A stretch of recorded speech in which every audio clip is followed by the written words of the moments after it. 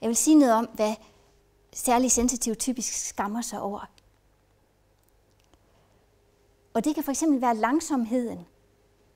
At man ikke kan komme med et hurtigt svar, hvis nogen spørger om et eller andet. Særlig sensitiv vil typisk gerne lige være helt sikker på, at det, de siger nu, heller ikke sårer nogen. Så man tænker sig lige om en ekstra gang. Og nogen fortæller, at de bliver bange for, at andre skal tro, at de ikke vil sige sandheden, fordi de ikke kan svare hurtigt og uden tøven. Og så kan det være den med at være irriteret over de andres lyde.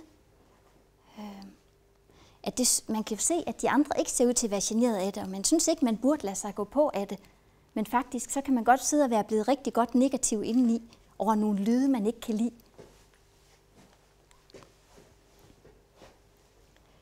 Så kan det være, at man typisk ikke overkommer så meget som mange andre. Så man møder måske en, der fortæller, at vedkommende har været, så var jeg på arbejde, og så var jeg lige ude at hente børn, og så var jeg ude at købe ind, og så var jeg lige til et arrangement, og så var der møde om aftenen, og hvad har du så lavet i dag? Og så er det, at man som sensitiv nogle gange kan ikke have så meget lyst til at fortælle, at man har måske siddet et par timer og set ud af vinduet, eller taget sig et middagshvil, eller hvad man nu har gjort. Og så kan det være, at man nogle gange ikke synes, man er så gæstfri, som man burde være. Det der med, at man får hurtigere nok, det gør, at man nogle gange sådan set er blevet mæt, før gæsterne er blevet mætte. Og det ligger ligesom i vores kultur, at verden skal blive ved med at byde på kaffe og kage, indtil gæsterne selv begynder at pakke sammen. Og hvis man så har nogle gæster, der bare ikke begynder at vise tegn på at ville hjem, men bare snakker og snakker, så kan man faktisk komme rigtig meget i klemme, hvis man er ved at blive godt overstimuleret. Og det er rigtig vigtigt, at man får sagt fra, inden man bliver for overstimuleret. Der skal nemlig et overskud til at finde den rigtige måde at sige det på, og til i det hele taget at få sig taget sammen til at få det sagt. Og hvis man er kommet ud over den kant, hvor man ikke længere har overskud til det, så sidder man fanget i situationen. Jeg har talt med sensitive, der simpelthen lader være med at invitere gæster, fordi de frygter den her situation, at gæsterne de ikke tager hjem igen. Nogle fortæller, at de inviterer altid gæster sådan sidst på eftermiddagen, for så satser de på, at de skal hjem og lave mad.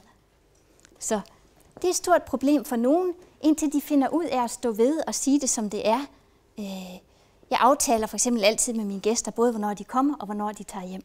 Og de ved godt, at det er sådan, jeg har det. Og så kan jeg meget bedre være intenst opmærksom til stede, når jeg ved, at det her det ikke skal fortsætte evindeligt, men det har en kant.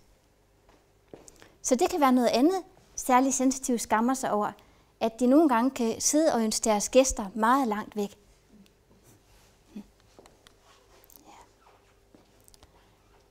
Og så kan det være det her med småsnak, som man typisk ikke er så interesseret i.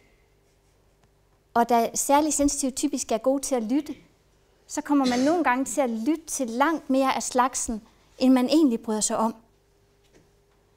Og problemet er, at som særligt sensitiv, så vil man typisk gerne være meget høflig. Så det kan godt være, at man sidder og smiler og er opmærksom, og måske endda læner sig frem og ser lyttende ud venligt, selvom man i virkeligheden er træt og slet ikke orker at høre på mere.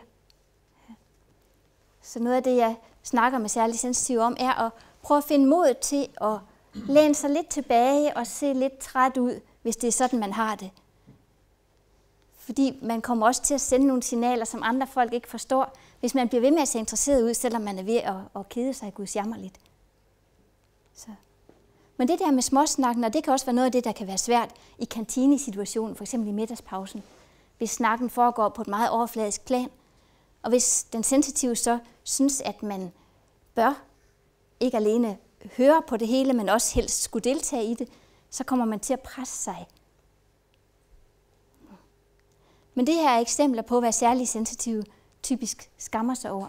Og det er alt sammen noget, man kan arbejde med og komme til at få det godt med og være, som man er, selvom det er anderledes end som de fleste andre. Rigtig mange særligt sensitive oplever, når de kommer til at forstå sig selv, at de får et langt rigere liv. Og i stedet for at have en række problemer, så har de en begrænsning, men de har også en meget stor glæde og en evne til et dybt nærvær og et godt liv.